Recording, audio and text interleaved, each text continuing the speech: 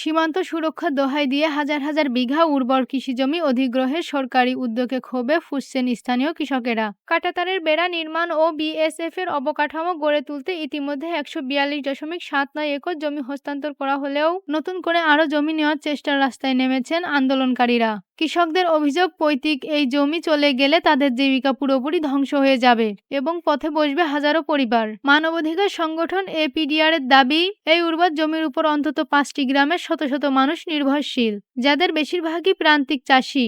সম্প্রতি বিএসএফ সীমান্তের জমি চিহ্নিত করতে গেলে পরিস্থিতি আরও উত্তপ্ত হয়ে ওঠে এবং স্থানীয়রা সড়ক অবরোধ করেন। পরবর্তীতে প্রশাসন ও বিএসএফ পরিস্থিতি নিয়ন্ত্রণের চেষ্টা করলেও কৃষকদের সাথে তীব্র বাক্যবিনিময় হয়। অবশেষে জমি দখল করার মৌখিক আশ্বাসে অবরোধ তুলে নেওয়া হলেও স্থানীয়দের মনে কাটেনি আতঙ্ক।